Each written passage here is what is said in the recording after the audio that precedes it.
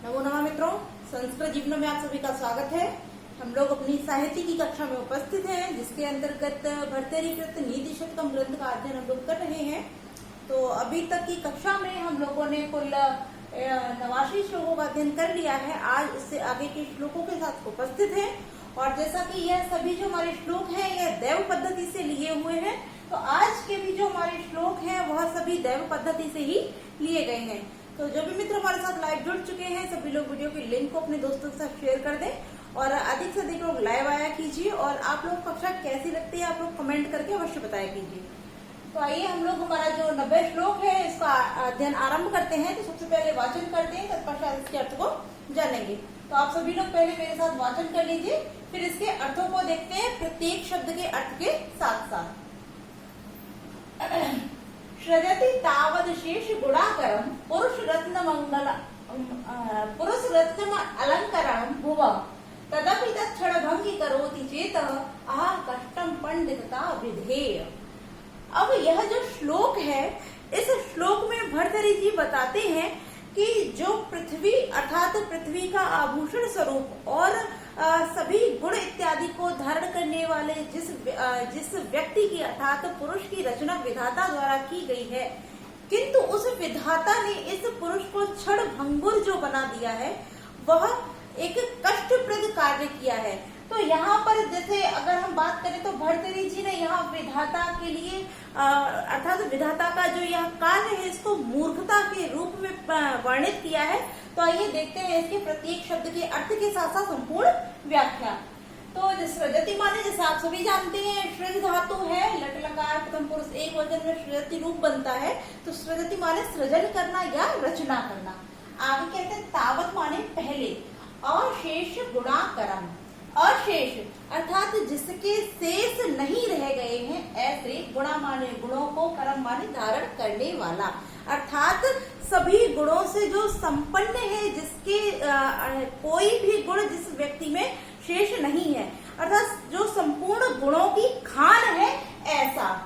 आगे कहते हैं कि भुवः अलंकरणम, भुवा माने पृथ्वी का, अलंकरणम अलंकार, क्या पुरुष रत्नम, पुरुष रूपी रत्न या पुरुष ही रत्न। यहाँ पुरुष को एक पृथ्वी के रत्न के स्वरूप भर्तृहरि जी ने वर्णित किया है कि इस पृथ्वी पर यदि इस पृथ्वी का कोई सबसे बड़ा अलंकार है तो वह है पुरुष अर्थात मनुष्य कि जैसे कि हम सभी जानते हैं इस पृथ्वी पर बहुत से जीव जंतु रहते हैं, किंतु यदि हम उनमें सभी में देखते हैं तो जो उन सब में उच्च कोटि का है वह पुरुष ही अर्थात मनुष्य ही होता है। क्यों होता है? क्योंकि मनुष्य के अंदर ही बुद्धि विवेक ज्ञान होता है। वह अपनी सूझबूझ के साथ साथ विवेक के साथ हित अहित अर्थात लाभ हानि सही गलत सभी चीजों के विषय में सोच विचार करके कार्यों को करता है। साथ ही साथ उपकार इत्यादि जितने भी कार्य कर्म हैं वह सभी मनुष्य के द्वारा ही किए जाते हैं। इसी कारण मनुष्य को सभी जीव जंतु अथवा प्राणियों में सबसे उच्च कोटि का माना जाता है। इसीलिए कहा गया है कि भुवा माने पृथ्वी का, अलंकरणम अलंकार, पुरुष रत्नम पुरुष रूपी रत्न का, सृजति माने सृजन किया। किसने किया? विधाता ने। तो यहाँ भर्तृहरि जी बताते हैं, पुनः देखते हैं, तावत माने पहले तो, विधि माने विधाता ने, कि उस विधाता तात्पर्य उस ब्रह्मा ने पहले तो अशेष गुणाकरणम, गुणाकरम अर्थात गुणों के खान स्वरूप अर्थात जिसमें सभी गुण समाविष्ट हैं। क्योंकि यदि हम गुणों की बात करते हैं तो चाहे सदाचार ले लें, ईमानदारी ले, अहिंसा ले, सत्य ले, प्रेम ले, सहानुभूति ले, सहिष्णुता, यानी कि कितने भी यदि हम गुणों की बात करते हैं तो सभी गुण मनुष्य के अंदर ही होते हैं। तो कि सभी गुणों की खान या सभी गुणों की उत्पत्ति स्थल। और बताते हैं कि भुवा अलंकरणम पृथ्वी का अलंकार, पुरुष रत्नम पुरुष रत्न का, सृजति माने सृजन किया। कि पहले तो उस विधाता ने इस पृथ्वी पर जो इस पृथ्वी का अलंकार स्वरूप है तथा सभी गुणों का जो खजाना है, भंडार है, ऐसे पुरुष रत्न को इस संसार में सृजन किया या उसकी रचना की। आगे देखते हैं, फिर कहते हैं तदपि, फिर भी, तत् माने उसे, उसे किसको? पुरुष रत्नम, उस पुरुष रत्न को, जो पुरुष रूपी रत्न है पृथ्वी का, ऐसे पुरुष रत्न को क्षणभंगी, क्षणभंगुर करोति माने कर दिया। पहले तो इस मनुष्य की उत्पत्ति की, और मनुष्य भी कैसा, जो सभी गुणों की खान है, उत्पत्ति स्थल है, और जो इस पृथ्वी का ही एक अमूल्य रत्न है अर्थात अलंकार है। ऐसे मनुष्य की पहले तो उस विधाता ने रचना की, और रचना करके उस मनुष्य अर्थात उस पुरुष को ही कैसा कर दिया, क्षणभंगुर कर दिया। अर्थात क्षणभंगुर तात्पर्य कुछ समय पश्चात नष्ट होने वाला कर दिया। क्योंकि हम लोग सभी जानते हैं जिस मनुष्य का या जिस जीव का भी इस पृथ्वी पर जन्म होता है, कुछ समय पश्चात अपनी आयु को पूर्ण करने के बाद वह मृत्यु को अवश्य ही प्राप्त हो जाता है। इसीलिए यहाँ कहा गया है कि तत्माने उसको, उस पुरुष को क्षणभंगी करोति, क्षणभंगुर कर दिया। इत माने ए। आगे कह रहे अह, अह अहो, अर्थात यहाँ पर आश्चर्यजनक शब्द बोला, अह अहो कष्टम अपंडितता विधे। अब यहाँ हम जब संधि विच्छेद करेंगे तो कष्टम में म पर हलंत हो जाएगा और आ निकल के आएगा, तब हो जाएगा अपंडितता। तो किसके, विधे, विधाता की अपंडितता, यानी कि जो पंडित माने होता है विद्वान और अपंडित माने होता है मूर्ख। तो यहाँ कहा गया पंडितता, पंडित नहीं पंडितता अर्थात मूर्खता, कि उस विधाता की मूर्खता कष्टम, कष्टप्रद है। उसकी विधाता की जो मूर्खता है वह कष्टप्रद है। अब यहाँ पर भर्तृहरि जी उस साक्षात ब्रह्मा, उस विधाता को भी मूर्ख अर्थात उसकी जो क्रियाकलाप है उनको मूर्खवद बता रहे हैं कि उस विधाता ने पहले तो मनुष्य की रचना की और उस मनुष्य को भी क्षणभंगुर बना दिया। यह उस विधाता की सबसे बड़ी मूर्खता है। और यह मूर्खता भी कैसी है, यह कष्टप्रद है अर्थात हम सभी को कष्ट पहुंचाने वाली है। तो पुनः एक बार अर्थ देख लेते हैं। ऊपर वाली लाइन तो क्लियर हो चुकी है, पुनः नीचे वाली देख लेते हैं। तदपि, फिर भी, तत्माने उसको, उस पुरुष को क्षणभंगी करोति, और च माने और क्षणभंगुर कर दिया। धिक्कार है या अहो, आश्चर्य है कि विधे, विधाता की, ब्रह्मा की अपंडितता, मूर्खता कष्टम, कष्टप्रद है। अर्थात उस विधाता, उस ब्रह्मा की जो यह कृति है, यह जो कर्म है, यह हम सभी के लिए, और यह कर्म भी कैसा, मूर्खता प्रद जो कर्म है, यह कर्म हम सभी के लिए कष्टप्रद है। अब तो स्पष्ट हो गया है। तो अब यहाँ से हम प्रश्न देखते हैं कि साहित्यिक प्रश्न यहाँ किस प्रकार से बन सकते हैं। तो पहला प्रश्न यहाँ यह बन सकता है कि जो पुरुष रत्न है अर्थात पृथ्वी का अलंकार स्वरूप किसको कहा है। भर्तृहरि जी ने पृथ्वी का अलंकार स्वरूप किसको कहा है। और दूसरा प्रश्न बन जाएगा कि पृथ्वी ने अशेष गुणा कर्म किसको कहा है, अर्थात समस्त गुणों की खान किसको कहा है। तो यहाँ हो जाएगा पुरुष रत्नम, अर्थात पुरुष रूपी रत्न को ही भर्तृहरि जी ने पृथ्वी का अलंकार और अशेष गुणाकर्म कहा है। आगे प्रश्न अगला हमारा यह बन सकता है, यदि तीसरा प्रश्न बन सकता है कि इस पृथ्वी पर विधाता की मूर्खता प्रद जो कृति है, उस कृति के द्वारा उसने किसको क्षणभंगुर कर दिया है, या उसकी जो कष्टप्रद कृति जो की है उसके लिए उसने कौन सा ऐसा कार्य किया है जिसके कारण जो उसकी विधाता की कृति कष्टप्रद हो गई है। तो क्या हो जाएगा कि पुरुष रत्न को क्षणभंगुर जो किया है, इसी के कारण विधाता की जो कृति अर्थात अपंडितता कष्टम कहा गया है। तो इस प्रकार से हमारे 3 ही प्रश्न यहाँ बन सकते हैं, अन्य मुझे कोई अन्य प्रश्न नहीं दिख रहा है प्रमुख। आइए अब देखते हैं इसकी व्याकरणिक टिप्पणियों को। तो सबसे पहले हमारा सृजति हम लोगों ने देख लिया। सृजति जो शब्द है सृज धातु है, लट्लकार प्रथम पुरुष एक वचन में सृजति रूप बन जाएगा। आगे देखते हैं हमारा अशेष। तो न शेष अशेष अर्थात नए तत्पुरुष समास हो जाएगा। और जब हम लेंगे अशेष के साथ गुणा शब्द तक ले लेते हैं तब यहाँ पर हमारा कर्मधारय समास हो जाता है। और यदि संपूर्ण ले लेंगे अशेष गुणाकर्म, तो अशेष गुणाकर्म अर्थात समस्त गुणों का उत्पत्ति स्थल। तो समस्त गुणों का उत्पत्ति स्थल, जैसे कि अर्थ से ही स्पष्ट हो रहा है, यहाँ पर षष्ठी तत्पुरुष समास हो जाता है। आगे देखते हैं, यहाँ लिखा होगा पुरुष रत्न।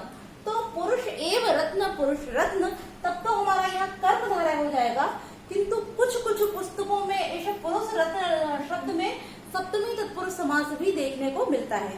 तो यहाँ आपके प्रश्न में जैसा पूछा जाए, अगर वहाँ कर्मधारय ऑप्शन हो तो आप लोग कर्मधारय लगाएं, और यदि सप्तमी तत्पुरुष है तब आप वहाँ सप्तमी तत्पुरुष लगा सकते हैं। आगे देखते हैं, हमारा लिखा हुआ है भुवा शब्द जानते ही आप भू धातु जब षष्ठी व्यक्ति में हम करेंगे तब यहाँ भुवा शब्द हमारा निष्पन्न हो जाता है। तत्क्षण भंगी करोति, करोति में क्रय धातु है, आप सभी जानते हैं। कष्टम अपंडितता, तो अपंडितता तो अपंडित अर्थात न पंडित, तब यहाँ पर नए तत्पुरुष समास हो जाएगा। और विधेय शब्द की बात करें तो यहाँ पर विधीय और विधि शब्द जब षष्ठी विभक्ति में हम प्रयोग करेंगे तब वहां पर विधेय शब्द हमारा षष्ठी व्यक्ति एक वचन में बन जाता है। तो इस प्रकार से इसकी व्याकरणिक टिप्पणियां भी हो जाती हैं। संधियों की बात करें तो यहाँ कष्टम धन अपंडितता मोनुस्वारा सूत्र से अनुस्वार संधि हो जाती है। तावत धन अशेषा, यहाँ पर अन्य कुछ अन्य संधियां इत्यादि नहीं दिख रही है, यहाँ पर भी हमारा मोनुस्वार संधि ही हो जाएगी। और अब देख लेते हैं, यहाँ छंद की बात करते हैं।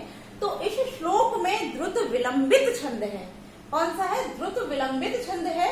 और जैसा कि यहाँ बोला गया है पुरुष रत्न, पुरुष रूपी रत्न, तब यहाँ पर रूपक अलंकार अर्थात यह पंक्ति देकर आपसे पूछ लिया जाता है, तब इस पंक्ति में अर्थात पुरुष रत्न, पुरुष रूपी रत्न के कारण यहाँ रूपक अलंकार हो जाता है। तो इस प्रकार यह श्लोक हमारा 90 स्पष्ट हो गया है। अब हम पढ़ते हैं हमारे 91वें श्लोक की ओर। तो आइए वाचन करते हैं, फिर अर्थ को जानते हैं कि अयम मृत निधानम नायकोप्यक्षिदीनाम सतभिगानुयातः शंभु मूर्धनो वन्तसः विरहयति न चैनम राजिष्यमा ससांकम हत विधि परिपाकः केन वा लंघनीयः। अब यहाँ पर भी भर्तृहरि जी बताते हैं कि चाहे कोई व्यक्ति देव हो या कोई मनुष्य हो, किंतु जब जैसे कि हम लोगों ने एक श्लोक का अध्ययन किया था, उसमें देखा था कि इंद्र के जो मार्गदर्शक है बृहस्पति हैं, उनका जो अस्त्र है वज्र है, जो उनका किला है वो स्वर्ग है, उनके जो सैनिक हैं वो देवगढ़ है, और उन पर सदैव हरि की कृपा रहती है, दया रहती है, और जो उनका ऐरावत है वह हाथी है। तो ऐसे ऐश्वर्य और बल से समन्वित होने के पश्चात भी उनको युद्ध में शत्रुओं के द्वारा बंदी बना लिया जाता है, वह युद्ध में पराजित हो जाते हैं। तो जब साक्षात इंद्र जो देवों के भी राजा हैं, ऐसे लोग भी जब भाग्य के वशीभूत होकर पराजय को स्वीकार अर्थात पराजय का मुख देखते हैं, तो यदि हम सामान्य मनुष्यों की बात करें तो वह तो बहुत छोटी सी बात हो जाएगी। इसी प्रकार से इस श्लोक में भी भर्तृहरि जी बताते हैं कि किस प्रकार देवगण भी भाग्य के कारण नहीं बच पाते हैं, अर्थात भाग्य ने जो उनके भाग्य में पहले से विधाता ने जो उन देवों के भाग्य में भी पहले से ही लिख रखा है, उनके ललाट पर जो उन्होंने पहले से ही अंकित कर दिया है, उस भाग्य का फल सभी को भोगना पड़ता है। अब चाहे वह भाग्य अच्छा हो और चाहे वह भाग्य बुरा, अर्थात चाहे आप भाग्यहीन हैं तब भी आपको उस भाग्यहीनता का परिणाम भोगना पड़ेगा, और यदि आप भाग्यशाली हैं तो आपको उस भाग्य के परिणाम भी अवश्य ही प्राप्त होंगे।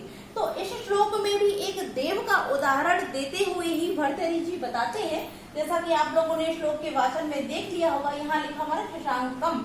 शशांक माने होता है चंद्रमा, तो आप सभी लोग जान गए होंगे। यहाँ चंद्रमा का दृष्टांत देते हुए भर्तृहरि जी बताते हैं कि जब देव इत्यादि भी भाग्य के वशीभूत हैं, तो सामान्य मनुष्य की तो कल्पना ही क्या की जाए। तो आइए अर्थ को जानते हैं। तो शशांकम शब्द हम अर्थात चंद्रमा शब्द को लेकर चलेंगे कि अयम माने यह कौन? चंद्रमा। यह जो चंद्रमा है वह कहते अमृत निधानम। अमृत, जैसा कि हम सभी जानते हैं, ऐसा कहा जाता है कि जो चंद्रमा है वह अमृत की वर्षा करता है, अर्थात जो चंद्रमा की रात्रि होती है जिसमें चंद्रमा जो होता है अपने पूर्ण आकार में होता है, तो वह अमृत रूपी वर्षा को करता है। तो इसीलिए चंद्रमा को अमृत का खजाना कहते हैं, अर्थात अमृत रूपी निधि का रहने वाला अर्थात वर्षाने वाला कहते हैं, अर्थात खजाना कहते हैं। कि यह जो चंद्रमा, शशांक माने चंद्रमा है, यह चंद्रमा अमृत निधानम, अमृत का खजाना है। नायको अपि औषधि नाम, औषधि नाम अर्थात औषधियों का, षष्ठी व्यक्ति बहुवचन हो गया, औषधियों का, अपि माने भी, नायका माने स्वामी है, कि यह जो चंद्रमा है यह अमृत का खजाना है और औषधियों का भी स्वामी है। आगे कहते हैं कि सत भिगज अनुयातः। अब देखते हैं सत माने होता है 100 और विसर्ग माने होता है वैद्य, कि 100 वैद्यों से अनुयातः, अनुयातः माने घिरा रहता है। यह जो चंद्रमा है वो 100 वैद्यों से घिरा रहता है। और एक शब्द और दिया है हमारी पुस्तक में ही, यहाँ जो शत भिषक लिखा हुआ है, शत भिषक, तो यह एक नक्षत्र भी होता है। तो इस नक्षत्र से भी यह चंद्रमा जो होता है वह घिरा रहता है, इसलिए यहाँ शत भिषक शब्द के 2 अर्थ लिए गए हैं। तो दोनों ही अर्थों को जानते रहिए। एक तो यहाँ शत भिषक नक्षत्र है, क्या है, नक्षत्र है, और दूसरा यहाँ सत माने 100 और भिषक माने वैद्य, कि 100 वैद्यों से अनुयाता माने घिरा रहता है, या फिर सत भिषक नामक नक्षत्र से घिरा रहता है। आगे कहते हैं हम कि शंभु, शंभु माने होता है शिव के, मूर्धनो, मूर्ध का अर्थात मस्तक का, अवतंशः, अवतंशः माने आभूषण है, कि यह जो चंद्रमा है वह क्या है, साक्षात शिव के मस्तक का आभूषण है। क्योंकि आप सभी जानते होंगे और देखा भी होगा कि शिव के मस्तक पर ही चंद्रमा का निवास स्थान है, और शिव के मस्तक पर ही चंद्रमा सदैव सुशोभित होता है। तो कि अब देखिए यहाँ चंद्रमा की कितनी कितनी अच्छाइयां अर्थात कितनी उसकी विशेषताओं का वर्णन किया गया, कि उस चंद्रमा के तो इतने गुण हैं, ऐसे ऐसे रह रहा है, किंतु फिर भी पुनः देख लेते हैं जो उसके वर्णन है, उसकी विशेषताएं है, कि यह जो चंद्रमा है अयम माने यह अमृत का खजाना है, और औषधियों का भी नायक हमारे नायक है। अब औषधियां कोई भी हो, चाहे वो संजीवनी ही औषधि हो या अन्य कोई औषधि हो, चाहे किसी भी वनस्पति की हम बात करें, सभी वनस्पतियों औषधियों का जो स्वामी होता है वह चंद्रमा ही होता है। क्योंकि हम सभी ऐसा मानते हैं और हमारे ग्रंथों में भी लिखा हुआ है कि जो औषधियां होती हैं वो चंद्रमा की रोशनी अर्थात चांदनी में ही पूर्ण रूप से विकसित होती हैं। तो यह औषधियों का भी नायका माने स्वामी है। 100 वैद्यों से घिरा रहता है, यह सत भिषक नामक नक्षत्र से घिरा रहता है। और शंभु मूर्धनो शिव के मस्तक का क्या है, आभूषण है।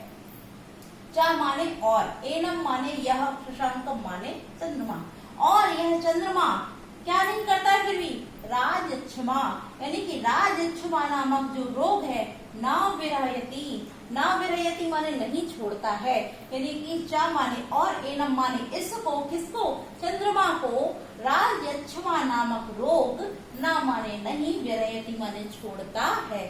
इतनी विशेषताएं होने के कारण पश्चात भी इस चंद्रमा को राजक्षमा नामक जो रोग है वह नहीं छोड़ता है, जबकि वह स्वयं औषधियों का स्वामी है, फिर उसको कोई भी रोग नहीं होना चाहिए था। वह सदैव 100 वैद्यों से घिरा रहता है, फिर भी उसको कोई रोग नहीं होना चाहिए था।